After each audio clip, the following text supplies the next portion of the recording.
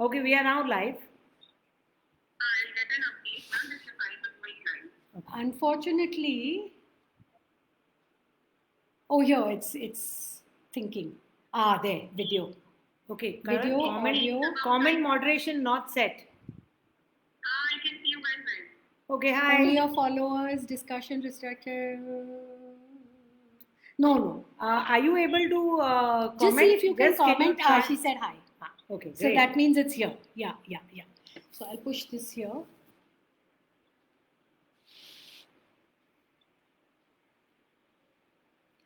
One of the things about confidence building is learning something new. This is the first Learning time we are things actually on the going fly. live. So this Yeah. is interesting how this works. Can we push this back so both of us are on?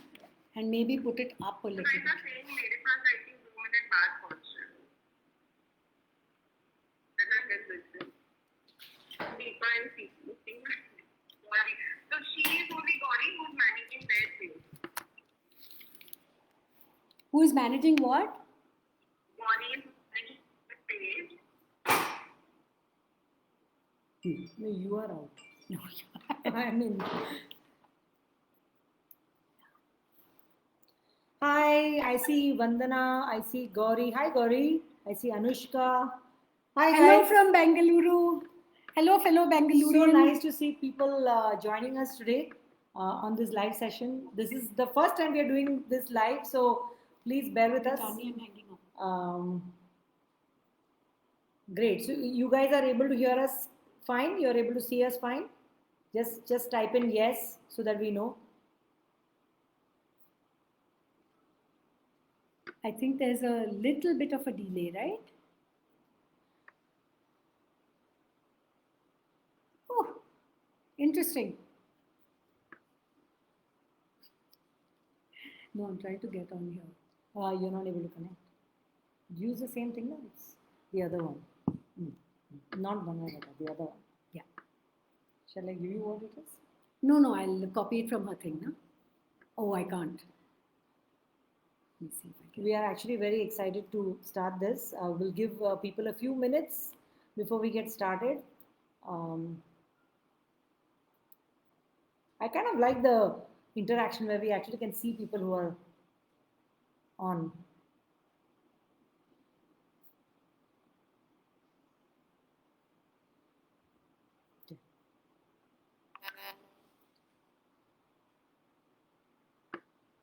Be in the frame. Okay, we've been given feedback that we are not in the frame. We're trying to maintain some social distance, given that we are in the same, sitting in the same frame. This is the first time we've met actually in 6 months. In 6 months. Yeah. Because we wanted to do this live and we wanted to do But it we've together. done a lot of Zoom meetings, so we've met on Zoom very regularly. So this is the first time we are physically meeting, so we are trying to maintain a little bit of distance. So we'll try to be in the frame. Hi Daljit. Hi Sandhya. Sandhya. Gauri. Oh, you can hear us. Good. Super. Good. Nice. Hi Namrata. We can hear you very clearly. Why, It is thank you. World Mental Day today, which is such an important topic, right? Oh. We have to talk about confidence building, and especially, I think during the pandemic, with our kids going through so much stress, not being able to meet their friends, not being able to go to school, I think I'm so glad that we have this opportunity to talk about this important topic. Absolutely. And also, we'll be very excited to meet Preeti, right? Preeti Yeah. Luhatra from the Petal School. Preeti, thank you so much for inviting us to your page and having us do the live, and then realizing that you can't log on, so then we have to take it forward ourselves. So thank you so much for all of your patience in getting this live scheduled and situated. Okay, Namrata said that the voice is not coming clear. Is that true for everybody, or is it just a network issue? We'll try to be as loud as we can. Hi Sapna, how are you? Good to see you guys.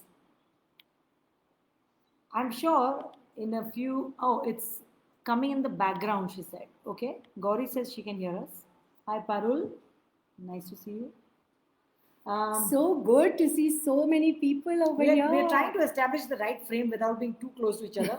So just bear with us.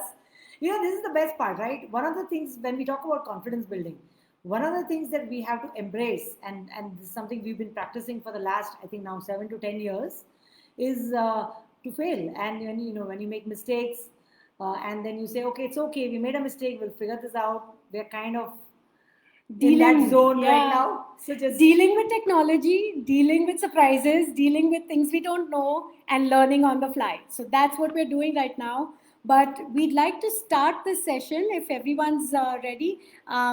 Chandni and Preeti. Is Preeti on? Should we go ahead and start?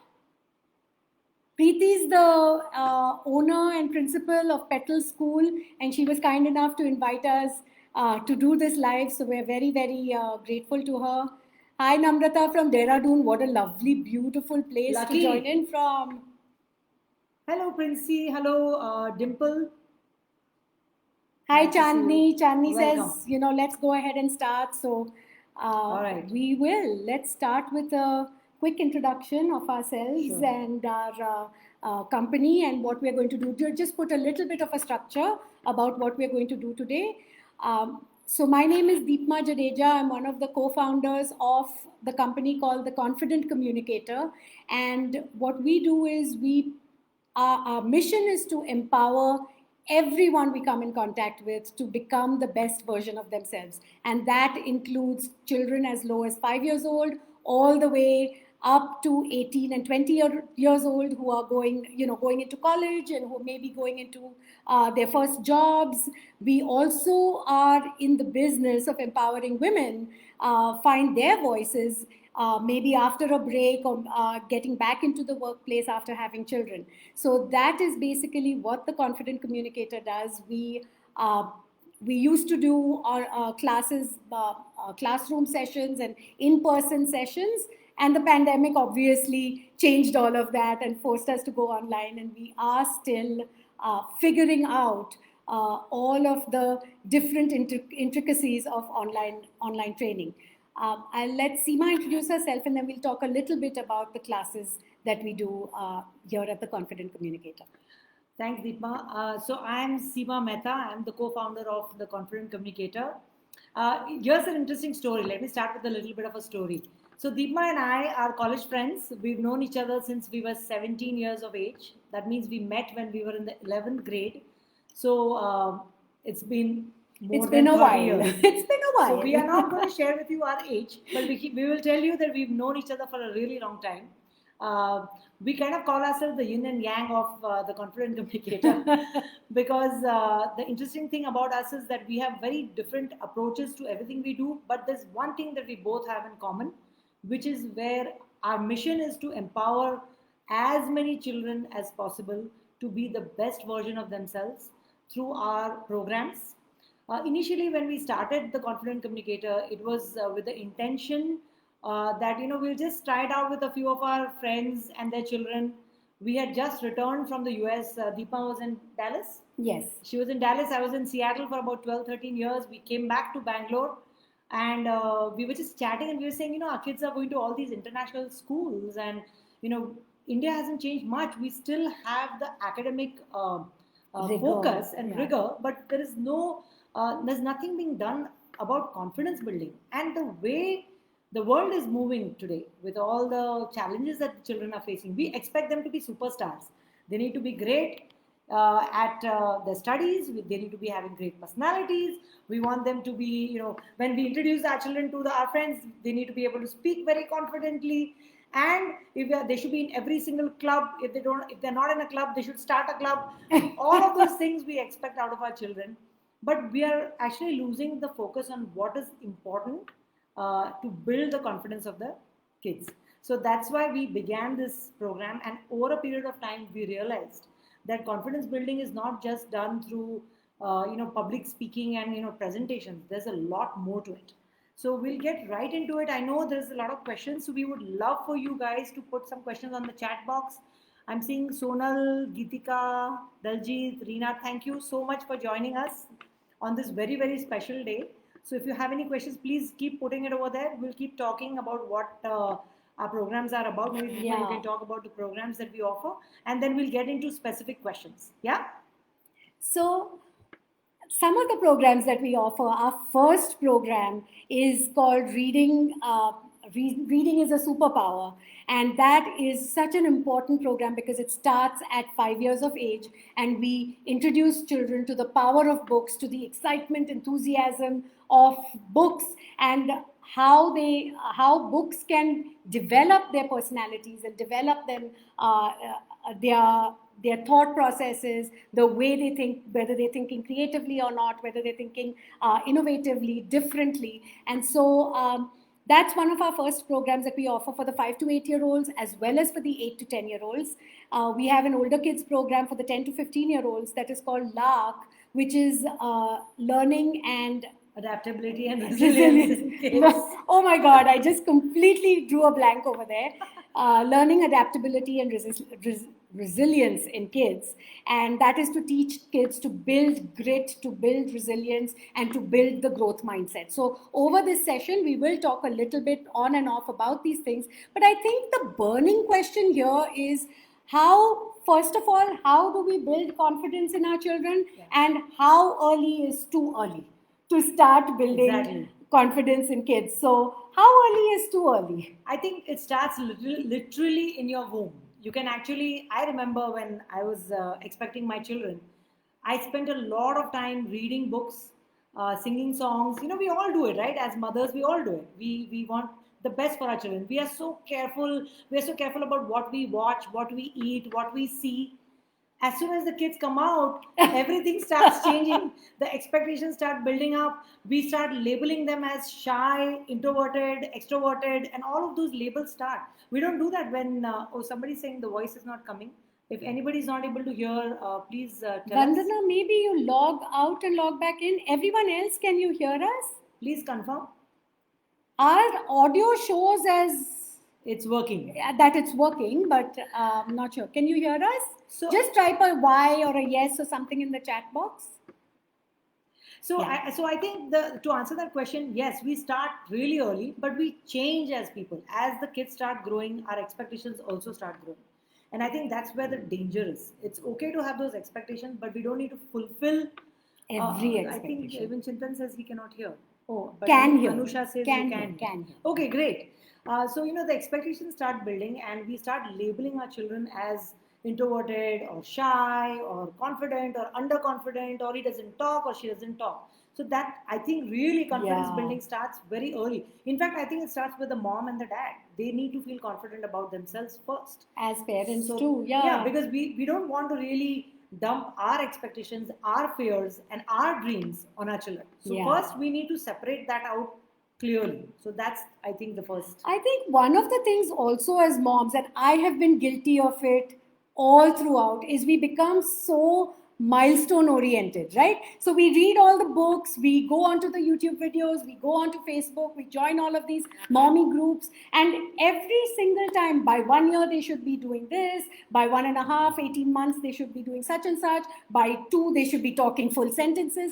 And so what happens is, those expectations, we start putting the burden of those expectations on the children, because otherwise we feel like failures. We feel like we haven't done our jobs really well if they are not fulfilling all these milestones. And in my opinion, milestones are there just as a, just as a guideline. There's nothing hard and fast about any milestone. So the first step, I think, to building confidence in kids is accepting them for who they are, accepting them as a human being that is separated from us and does not necessarily have to be exactly like anyone else. So I wanted to start by saying that if call it the universe, call it God, call it a higher power, call it whatever you want. If the higher power, that created this beautiful universe and that created this beautiful solar system and the sun, moon, stars, nature, trees, oceans, rivers, decided that it also needed one of you and one of your child, then obviously that child is unique and that child is very different and is special and perfect for this world. And that's the first step. We need to, right from their birth, give them the sense that they are unique individuals accepted for who they are. But you know what, Deepma, I'm having a little bit of a caveat here. Yeah. Because you know what, there's a lot of us who are probably at a stage in our life where our kids have already grown. They're already maybe 10 years old or 15 years old or 18 years old. Is it too late? We've already made those mistakes that we were talking about. Yes. What should we do now? Are our children like scarred for life? Can we do anything to change that? Is there anything we can do right now? I mean, is it? So the first thing I think we need to do is address the fact that we all mess up as parents. It's okay. Seriously, there is no book on parenting that will tell you all the tricks and trades of actually raising a child. It literally takes a village to raise a child. And as parents, we are going to make mistakes. So let's be, first of all, forgiving to ourselves. Then we start thinking about how we can help our children, find their own identity, find their own skills, find what they are good at, what really gives them joy. So that's something that we should do as parents. I don't think it's a good idea to worry about it. Oh my God, my child is already 13. Am I too late? No, you're not too late. It happens. All of us do it. It's okay. Yeah. Please keep posting your questions so that it is easier for us to really specifically answer any questions that you have. That might help a little bit. The second thing that I wanted to just say, I think continuing on your point is, again, self-confidence. Weirdly enough, you will not see this in any books, you will not see this in any YouTube perfect videos, but I just thought of it just now, is that acceptance of our own imperfection and our children's imperfections is a very important step to building confidence. And I think once I accepted myself as a very flawed human being and a very flawed mother is when I realized that, I'm confident, I'm okay with my flaws, with my imperfections. And of course, my daughter is a little older, but I kind of invited her into her journey of being raised. I remember Deepa and I having a conversation about, we are thinking of writing a book because we spent so much time with parents as well as children over the last, I think, 7 years since we started this company. And we were just joking about it that, we got to think of a very funny and a clever name. And we said, 1,000 ways of screwing up as parents. That's one of the names we would give because we all do. So let's be forgiving to ourselves first. Then let's acknowledge that there is something that we need to do, because this whole crazy notion that we have that this whole world is about marks. I mean, somebody can ask this question, but to get into a great college, don't you need marks? We're not disputing that. We're not saying that, no, don't focus on academics, but give the child to have the confidence to pursue what area that they want to pursue in academics. Where do they want to go? Where do they want to see their life go? I don't think at 18, we expect them to know everything. We don't. So first, let's get them onto that journey where they start feeling comfortable with their own exploration, their own notion and idea of what they want to do with their life. And it takes time. I know for a fact that at around the age of 40 is when I realized that what I was doing, I really don't want to do that anymore. And it took me a long time to have the courage and the confidence to say, no, I don't want to do this. I am very passionate about teaching. I love kids and I want to be in an area where I can help other kids. So, but it took me 40 years. We don't want our children to go through that. They can start much earlier. And we start at preschool age. Why don't we start right at preschool, at the age that your kids are at, giving them as many opportunities, letting them explore as many different opportunities in different fields. Which is why I have such an issue with people starting, IIT coaching in second standard or coding skills. I've just been watching a lot of advertisements on become a coder at the age of 3 and 4, and then get your company funded at the age of 15, and I'm just That's crazy. Why are we setting these burden. paths, our children on these paths that we don't even know if they're going to enjoy or not? Exactly. Why are we doing that? Why is the only measure of success money? Why is the only measure of success getting into a great college or a great company, right? There are so many different measures of success. Let us explore all of those measures of success. Let us allow our children and open up our children to all of these different venues, and then let them pick what they want later on with our help. There's a question. I love that. Mohit asks. Mohit is saying, my child is not taking interest in online classes. We are trying very hard. He's 3 years old. He's afraid to come into the front of the camera. I don't blame him, Mohit. He's only 3 years old. But I think what is important is because here's what happened to us. So our programs were never done online. We used to do it only through physical classes where we used to actually go to a center and teach. But because of the pandemic, we had to actually change gears and we started going online. But we realized that we still need to maintain what is important in terms of the learning, right? So we built a program where the child is engaged, the child is the central focus of everything that we do. They are given great stories that are engaging. They are being taught in a way that they don't even know. One of the fundamentals of a good teacher is that you need to teach kids with a notion of having fun. If you don't have fun, how can you learn? If you're putting a child in front of the computer and asking them to do things that are not interesting to them, obviously they are going to resist. And I would actually keep a 3-year-old a little bit away from the computer as much as possible. I think Wait they're for a having little to. bit. I think in preschools and schools now, because everything's That's gone been, online, yeah. they have to go online and they have to. So I would say pick programs which are catering to, putting that fun element in the center Yes. with the learning all around it. So let's try to do that. And I think we are very, very clear about that. And all our curriculum is designed exactly in that way. So Mohit, keep looking, because see, we told all of our teachers that the first thing you're going to face the resistance with children coming, and never having been on camera, never having been in online classes.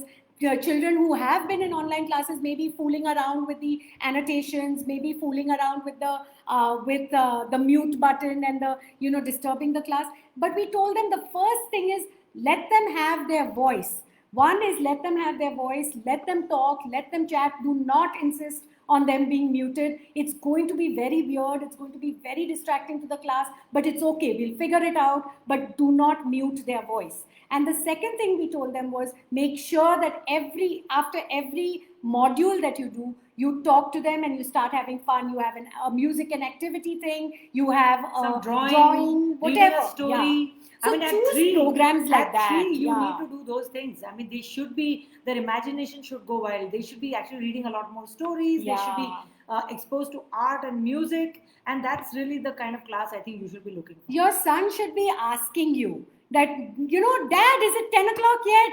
It's time for my class. Exactly. If you have to find that kind of a class or that kind of please a look place for programs where the teachers are really enjoying themselves. Yeah.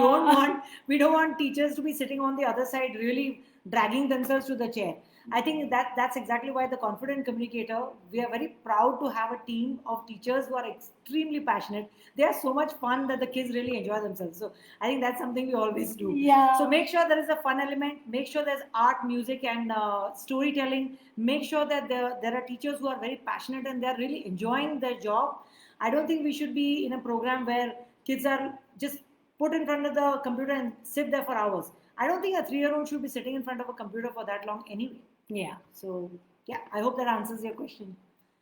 Let me see if there's any okay, others. Yeah. Some of those questions went up, so. Okay. Can I assume that a lot of the parents here have very, very young kids? I'm assuming. Okay, Hema has a question. My son is 3 years old. He's very good in oral. He knows mostly things, but when it comes to writing, he is never interested. Secondly, every time he speaks a lot, when he faces a new person, he hides himself. Great. नहीं करता, name नहीं बताता. Greet नहीं करता, name नहीं बताता. How to manage him? Okay. Very interesting. Very nice question, actually. But, again, Hema, you have to remember a 3-year-old. Yes, it's important. We have to get them started on their ABCs and their 1, 2, 3s. But their motor skills have not developed yet. And some of them do get pain when they're writing. So, find those nice thick pencils, those triangular pencils, or put a rubber band. I used to do this with my children, is put a rubber band around the top of the pencil so it's like a grip, and they have fun with all these different things, try out different things with them and have him a lot of motor skills. You can use grains like sand grains, clay. You can use clay. You can do so many ways. And if he's not feeling comfortable introducing himself, may find a creative way of doing it. Maybe he can write his name with the clay and then just show it to the teacher. It's fine. it's fine. Or to the new person, yeah, whoever. I he remember sees. when I was a small child I and did my too. parents used to keep pushing me in front of people and say, "Baat karo, tell your name." I would think like, why? Why do I have to present myself in front of an adult? So let's not force the kids. It's okay. Let them take their time. It's not a comfortable situation. At this age, children need to have social interaction. They Yeah. need to meet other people. They need to have motor skills and physical contact with the material, which they are unfortunately Yeah. not getting because of this online version. Yeah. So I really don't, Be kind, yeah. Just be kind, be forgiving, and he will grow out of this. Another thing that I noticed with a lot of children, I've noticed with a lot of children is if we do role plays, right, at home, that when what should we do when aunties and uncles come to the house? Yeah. Come, let's have a little bit of a role play, and let's do some, and You make be it uncle and fun. I'll be the kid. You be the uncle and I'll be the shy kid, and we'll act that way. What should I do first? We, offer water, whatever it is, and then we go ahead and talk about it. And maybe he can be the uncle, and you can say, "Oh, I'm so scared. I don't want to talk to this uncle. I'm terrified of this uncle." And he should be saying to you, "Oh, there's no need to be afraid of this uncle. He's a very sweet uncle. Just tell him your name." Another thing that we've noticed, one is role playing, and second is if you tell them what they should say. So, this naam batana thing becomes a very big stress factor, because then after the naam batana, you want them to talk a little longer. You don't want them to say, "Hi, my name is Rishabh," and and just stop at that. So maybe role play and maybe practice at home and say, we'll tell them one favorite thing that you like, or we'll tell them one favorite game. Or get a toy like a or a your little stuffy toy. Like we yeah. insist for the age group of 5 to 8, we ask the kids to actually bring their stuffed toy, their favorite toy, and hold it in the class. It's perfectly fine. Second thing which I really want to emphasize, and I think parents really need to think about this, you need to empathize with your children. You need to understand difference between kindness and empathy, right? We need to understand their point of view. What are they feeling? What are they experiencing? Clearly there is some anxiety and stress that they are feeling, and we need to understand that. So if they are not comfortable, it's fine, it's okay. And the more we say that to them, the more they realize that we are on their side, and that we get them. So it's fine. He's only 3 years old. Don't worry him. Yeah, It's fine. he's just fine. Yeah. And I'm so glad he's comfortable with his teacher. That means she must be a really good teacher. That's good to hear. Absolutely. Yeah. Yeah. Thank you. Thank You're most you. welcome. Thank you. Let's see. Do we have any other questions that people ask us? A lot of parents actually call us, can ask us, I want to change the personality of my child. Is yours a personality development child, or are you Program. teaching English? So, no, I don't think we teach English, but we do understand the importance of language building, which is why a lot of our beginning programs start with reading. And with reading, we combine it with art and drama and a little bit of craft and music and all of those things, so that it is kind of fun for the kids. But what I wanted to say is that I think that personality development is something that the child has to discover on their own. It is their own Yeah, so journey and their true. own discovery. We have to give them the environment that allows them to explore. And I think that's, as parents, that's what we need to do. So, Yeah. so what we do in our class when they say, "Are you going there for a personality development?" You are expecting the teachers to change the mindset of a child. Yeah. When you are expecting them, you need to give them that time. You need to give them that environment where they will feel, yeah, this is the place I feel alive. Here's where I come alive. So I think Yeah. that's another question we get very often. Very often. In fact, the other thing is we also get a lot of people who talk about being an introvert and being shy as one and the same thing. And there's a distinction. Yes. There's a very Something clear. about self-esteem. You want to talk Yes. about that? Yeah. So there's a very clear distinction between being shy versus being an introvert. Introverts rule the world. Being introverted is just fine. It's a good They thing. will find their place in the world and they will do very well at it. Because they're introverted, they will be good observers, they will be good listeners, Very they will creative. be good learners, they will be very creative. So don't worry about the introverts of the world. Now, if your child is shy, meaning if they are painfully shy, and there are very, very few children who are painfully shy. Out of 100 children, I would find 1 or 2 who are actually painfully shy. And by painfully shy, I mean physically afraid of being in front of people. And those are the only 2% of the children that may need a little bit of help to kind of get them out of their shyness, to kind of discover why they are afraid, discover what they are afraid of, discover judgment issues that they might have, and kind of figure out how to then make them a little more confident and raise their self-esteem a little bit. And I think leading to that, a lot of parents ask us this question. So should we not put them in too many classes? Should we not do this? Should we not push them? And I would say, I think the role of a parent is to be really the person who's kind of on the circumference. Imagine a circle. The child is in the middle, you are the circumference. Your job is to nudge them, keep pushing them to go forward, which means that it is okay to expose them to different types of classes, different types of activities. Absolutely. There's nothing wrong in that, because this is the age. Because this is the right time when because as by 6 years, I think they develop their brains, their motor skills, and all of those cognitive skills start developing by that time. So I think that exposure is not a bad thing. But if you are seeing that they are not comfortable, it's not something that they are enjoying, there is no need to push them. So I think that's And I think we have one more question. Find something else. Find something new for them to do. If there's something that doesn't like you want them to do, let's say robotics, and they show absolutely zero inclination towards robotics, find something else. Circle back to robotics after a while. Maybe they'll be more interested later. There is a great question that has come. I'm loving this question, because this is a question that I would love to address. Okay, it says, my son is 7 years old. He's hyperactive, but in front of people he is never polite. He is good in studies. IQ level is good, but he is naughty. How should we improve him? Okay, simple answer. Children emulate the parents and the environment they are in. If we show them what politeness is, what kindness is, how we behave, they copy that.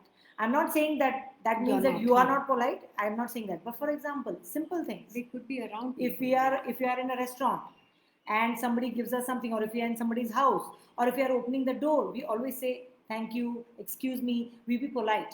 How we behave is something that children latch on to. Yeah. Second thing, one of the things we do in our class very regularly is a random act of kindness. We constantly tell our children that if you want to be great leaders, you need to have a sense of empathy. The more we teach our children, take them to orphanages, take them to old people's home, showcase them how we can make an impact on this world. The more of these activities we do, the more sense of kindness and understanding and sensitivity towards others will set in. So I think that if you can do many of these activities for your kids, show them how. For example, we read the newspaper and it's just bad news all the time. But instead, I would say focus on one or two things that have happened and say, by the way, I read something great today. We have a very interesting product in our company called the Conversation Cards, where we have about 100 cards, and you can check it out on our website. It's theconfidentcommunicator.in. We'll put it somewhere, I think, in the comments page. Yeah, you can put it in the comments page. So these cards are basically, the idea is to relieve the children from gadgets, because we are already a lot online. I go to airports, I see children on iPads or phones, they're constantly online. So we've created these conversation cards where parents can sit together during dinner time and have conversations of very pertinent and very, very relevant questions. So I would say, talk to your children. Sit together during dinner time. We did a survey in one of our classes where we asked our kids, so tell us something about your dinner time. What does it look like? And 70% of them said, we don't eat dinner together. And we were shocked. Very few people. So we would say, parents, please find the time. Find one activity that you can do together as a family. Sit down, talk to them, ask them questions. How was your day? What was the best thing about today? Who did you have lunch with? These are most kids come back and say, and you ask a question, how was your day today? Good. Well, how was school? It was okay. That's what most kids say. Yeah. So how do we draw them out? We ask them those questions. We sit down with them during dinner time. We play board games. We do activities where we share news, some positive news, something that we saw in the newspaper. So that's how we need to continuously engage with our kids. It really, really takes a village. I think it's not just the parents, the teachers, the educators, the classes that they go to. Let's make sure that we are creating that village for our children. Yes. Where they will learn to be polite, learn to be kind, learn to be empathetic. I remember pulling out my daughter from a school where she was humiliated by the teacher on a continuous basis. And I told the principal, I'm sorry, I have not sent my child to be continuously humiliated. Do we make our children entitled and spoiled? No. We teach them discipline when it is required, but we also we tell them very clearly, the message has to be given very clearly to the kids that kindness is important. Yeah. And they see it by our own actions. So let's do that. Let's spend a lot more time and engage with our kids. One other thing that I just wanted to add on very quickly, Sonia, is I've noticed what works really well. Basically, whatever it is that you talk about or that you notice about your child, that's the thing that gets repeated, right? So because if you say he's being impolite, then that will get repeated. If you say he's being naughty, then that gets repeated. Law of attraction. If you say he is being hyper, then that gets repeated. So why not catch him in a good act? Why not catch him being polite and say, oh, I caught you. You said sorry. Or, oh my God, you said thank you. That was so amazing. I felt so good. I felt so warm and fuzzy inside. Better not do it too many times, otherwise I'm going to get used to it. Something like that. So catch the children doing the things that you want to repeat, because when you catch them doing something you don't want repeated, you get into this circle, this vicious circle of criticism and nagging. And I'm telling you, when you'll blink your eyes and they'll be a teenager, and once they're a teenager, they're not going to listen to a thing you're saying, because their ears, as soon as you open your mouth and say, their name, the ear is going to be closed. They're not going to be able to listen. So you have, I think, the first 12 years of their lives to kind of get all of the stuff that you want heard into their heads, and why not focus on the positive rather than what it is that they're not doing or how it is that you're disappointing you. One quick thing I wanted to say, we were just coaching a 25-year-old this morning. He's in the workplace and he's on the fast track to management, and one of his fears was disappointing his parents. 25.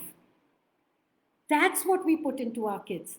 Don't put that into your kids. Don't let them be afraid of disappointing you. Let them know that they're always making you proud. Everything that they're doing, they're making you proud. Stuff that they're doing that's naughty, that's hyper, that's wrong, maybe talk about it as part of a conversation, but focus on the stuff that they're doing right. They finish their green vegetables, say, wow, I'm so proud of you. You finished your green vegetables. You're going to be such a strong boy. So try to focus on the stuff that he's doing right. I remember this story of a parent saying that, oh, you know what, my son got 97% in math. We're like, wow, that's amazing. That's a great score. Saying, no, I don't know where he lost the 3 marks. So this is the attitude, right? We're never happy. We're never happy as parents. Where did the 3 marks go? So let's not do that. I think Seema is right. We need to really focus on what is good about our children. I think we have one more question. We have just a few minutes, yeah. But we'll answer this question. My daughter is 4.5 years old. She is good in oral learning, but doesn't want to write anything. Same thing. I tried many tricks, like I will give you gifts and let you watch TV and phone, but she is not interested. If she does, she takes too much time, as 1-2 hours for one page. Okay, Anjali, we answered that question a little bit earlier, but I think don't use rewards like gifts and TV and phone. Yeah. Those, because then what those happens backfire. Because then that becomes the reason for doing it. Find something also fun about writing. Point. They'll start negotiating with you about that. Yeah, and why do you want that? They're already they're already online too much. They're already doing too much TV, and it's only going to get worse as they get older. So you really don't want to build that as a reward. You don't want TV. You don't want phone. You don't want gifts and physical rewards to become a reward. Maybe what we could do is we could reward saying, oh, if you write beautifully, if you have fabulous handwriting, then we'll do such and such thing together. We'll go out and get an ice cream together, or we'll sit and read a story together. So create rewards that you want them to inculcate as habits later on. And so I think a lot of times the kids who don't like writing is because maybe they're just bored of what has been given to them. They don't enjoy writing a whole page on maybe history or something. That's not an interesting subject for them. So maybe what we need to do is we need to make them write things that they are interested in. Why don't you make a little card, or tell us what was the best thing about today, or write something about your thoughts and your dreams and your aspirations. Give them something fun to write on, and maybe as a family we all sit down and write, and then we exchange cards. Exchange the Create these cards. little games where she doesn't even know that she's writing, Yeah. and you are making her write, and you say, wow, your handwriting is so good, I love the way you've written this down. And then we say, okay, let's focus on actually writing something for school. Yeah. And slowly let her get into it. Most of the time kids resist writing because they don't enjoy the process. Yeah. Think about it, even as adults, what we don't like doing, we procrastinate, right? We don't do it. avoid it, we delay it as much as possible, and Yeah. no matter how much we reward ourselves, we still don't do it. So Yeah. I think find games. I remember as my kids were growing up, one of the things that really worked and that was effective is I used to find creative ways of getting them engaged. Yeah, yeah. Really silly things. We used to make rotis and we used to write on the roti, on the atta. Like just use toothpicks and write on it anywhere. Just get them to write in that way. Then slowly they will start embracing the fact that yes, Yeah. it's an important skill. It's an important motor skills. Maybe their hands are paining. I don't know. It could be any of those reasons.